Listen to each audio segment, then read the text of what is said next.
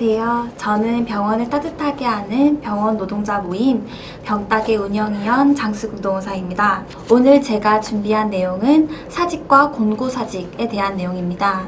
다음 시간에는 부당한 해고에 대해서 알아보는 시간을 가질 건데요. 사실 제가 병따개에서 노동법 스터디를 하면서 사실 가장 많은 노동자분들이 고민하는 지점이 사직을 하고 싶은데 며칠 전에 그만둬야 되는 건지, 병원에서 권고사직 처리를 해준다던데 이게 도대체 어떻게 진행해야 되는 것인지, 이런 고민들이 많습니다. 그래서 오늘은 부당해고에 대해서 알아보기 전에 사직서 잘 쓰는 방법, 그리고 공고사직에 대응하는 방법에 대해서 알아보도록 하겠습니다. 우선 오늘 본격적으로 사직이나 공고사직, 해고에 대해서 다루기 전에 이 개념들을 정리하는 시간을 빼놓을 수가 없는데요. 회사와 노동자가 근로계약을 맺고 이 근로계약이 종료되는 사유 3가지에 대해서 정리를 해보도록 하겠습니다. 첫 번째 사유는 자동 종료 사유입니다.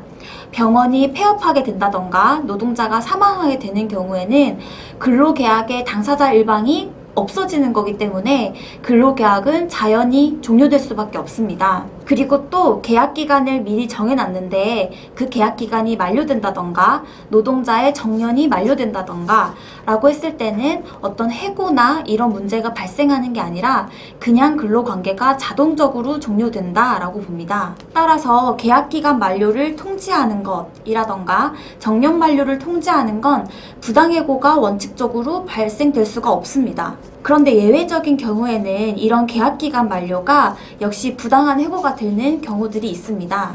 간단하게 설명을 드리면 계약기간을 정하긴 했지만 누가 봐도 형식적인 거에 불과하다 라던가 다른 사람들도 다 계약기간 쓰고 일하긴 했지만 다들 특별한 사정 없으면 갱신돼서 내 선배들 다 그렇게 일하고 있다 라고 했을 때는 나 역시도 당연히 갱신될 것이라는 갱신 기대권을 가지고 있으므로 이것이 부당한 해고에 해당된다 라는 주장이 가능하게 됩니다. 두 번째로 근로관계가 종료되는 사유는 사직입니다.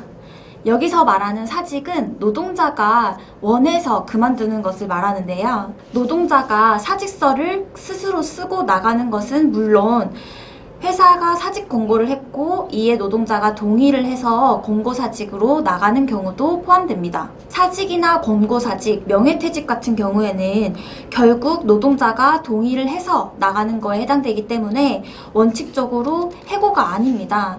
따라서 부당해고의 문제가 발생할 여지가 없는 것이죠. 또 노동자가 그만두는 사직에는 정당한 이유가 없어도 됩니다. 그냥 병원이 싫다, 쉬고 싶다, 꿈을 찾아가고 싶다 라는 식의 사유도 모두 가능합니다. 그런데 세 번째 근로관계 종료 사유인 해고는 정당한 이유가 반드시 필요합니다.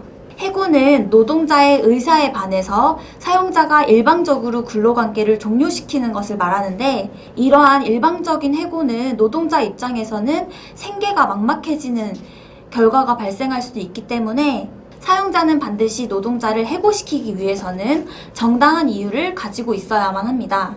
이때 정당한 이유라는 것은 객관적이고 구체적인 사유에 해당되어야 되지 주관적인 사유로는 해고시킬 수가 없습니다. 자, 이렇게 근로관계가 종료되는 사유 3가지에 대해서 알아보았습니다. 본격적으로 사직서를 잘 쓰는 방법, 그리고 공고사직에 대응하는 방법에 대해서 알아보겠습니다. 자, 먼저 사직서를 잘 쓰는 방법에 대해서 알아보겠는데요. 사직서는 직무를 그만두고 내가 물러나겠다 라는 의사를 밝히기 위해 제출하는 서류입니다. 퇴직하고자 할 때는 사실 구두로 그냥 나 퇴직하고 싶다 라고 알려도 되지만 이거와 별도로 사직 의사를 분명하게 전달했다 라는 근거를 남기기 위해서 사직서라는 종이를 제출하는 것이 좋습니다. 사직서에는 사실 특별히 정해진 양식은 없습니다. 그러나 사직 사유에 대해서는 회사의 권유에 의한 사직인지, 개인 사정으로 인한 사직인지, 회사의 경제적 어려움으로 인한 사직인지와 같이 사직의 사유를 명확하고 융통성 있게 작성하는 것이 좋습니다. 또 유의하여야 될 것은 퇴직 의사가 분명할 때만 사직서를 제출해야 된다는 것입니다. 퇴직 의사가 없는데도 불구하고 그냥 회사에 불만을 표시하기 위해 사직서를 쓰시는 경우들도 있습니다. 근데 이렇게 퇴직의 의사가 없다고 해도 만약에 제출한 사직서를 회사가 수리해버리면 노동자 입장에서 이 사직서를 철회한다던가 취소시키는 것은 정말 어려운 일입니다. 따라서 사직서를 제출하기 전에는 어느 정도 기간을 두고 충분히 생각해 보는 것이 가장 좋습니다. 자, 그리고 만약 사직서를 제출했는데 회사가 사직서를 수리하지 않는 경우들이 있습니다. 고심 끝에 그만둔다라고 얘기를 했는데 병원에서 당장 사람이 없으니까 후임이 구해질 때까지는 계속 나와라 라는 식으로 얘기를 하고 한 달, 두 달 계속 억지로 일을 하는 경우들이 있습니다. 사실 이러한 경우를 대비해서 내가 사직의 의사를 표시한 날짜와 사직하고자 하는 날짜를 서면에 명확하게 표시해서 밝히는 것이 좋습니다.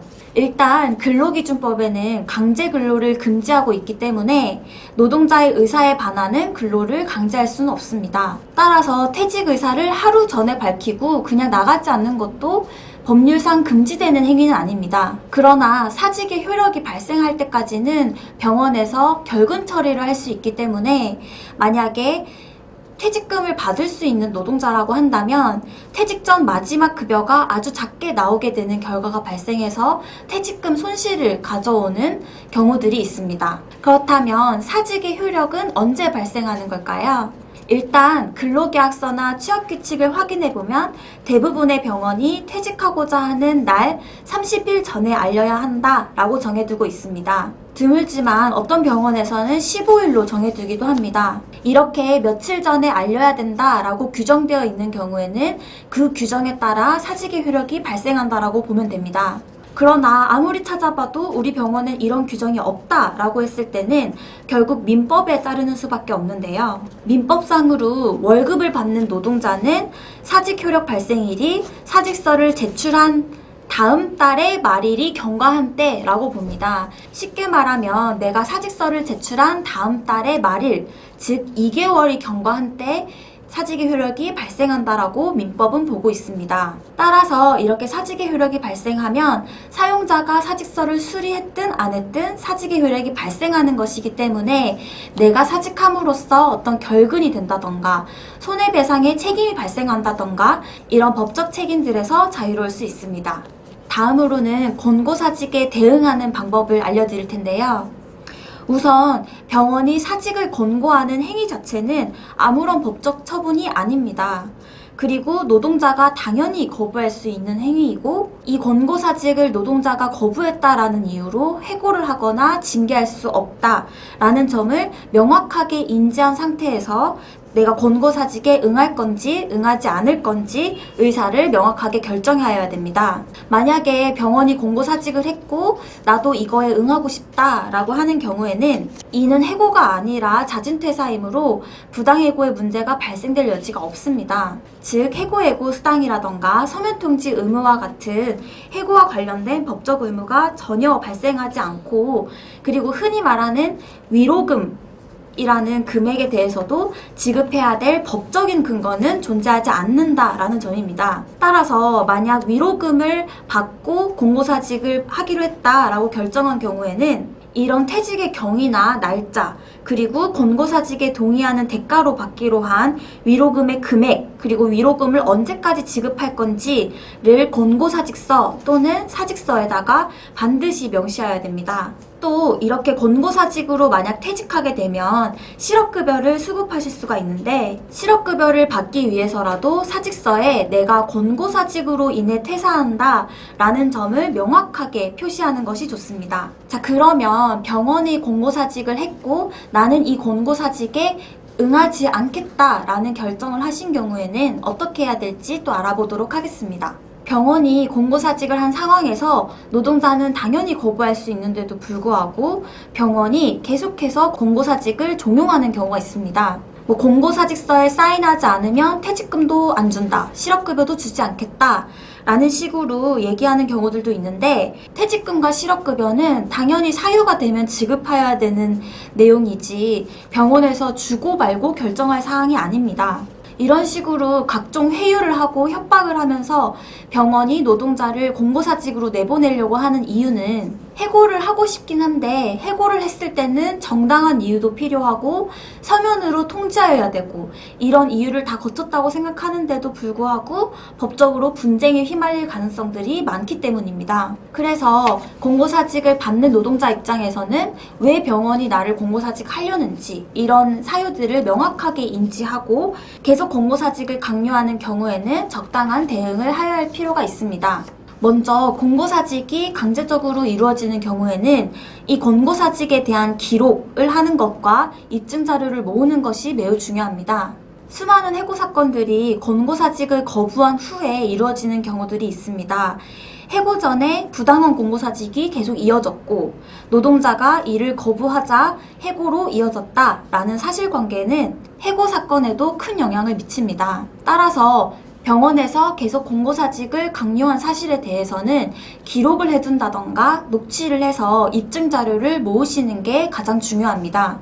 또 이렇게 권고사직이 계속 강요되는 상황에서는 그만두고 싶다라던가 사직하고 싶다 같이 사직의 의사를 표현하는 것에 매우 신중하고 조심해야 됩니다. 관리자랑 면담을 할 때 사직을 하고 싶다, 하겠다라는 식의 의사 표현은 권고사직에 응한 것으로 볼 수도 있습니다. 공고사직에 응한다는 것은 반드시 공고사직서에 사인을 해야만 가능한 게 아니라 이렇게 말로도 응할 수 있다라는 점을 꼭 기억해 두셔야 될 것 같습니다. 이번 시간에는 사직서 잘 쓰는 방법, 그리고 회사가 사직서 수리하지 않았을 때, 그리고 권고사직을 했을 때 대응하는 방법에 대해서 살펴보았습니다. 오늘 시간을 통해서 내가 사직할 의사가 없다면 사직서나 공고사직서에 함부로 사인해서는 안 된다라는 점만은 기억해 주셨으면 좋겠습니다. 다음 시간에는 부당한 해고와 관련해서 병원에서 가장 많이 일어나는 부당해고 사례를 통해 알아보는 시간을 준비했습니다. 다음 시간에도 많은 시청 부탁드립니다.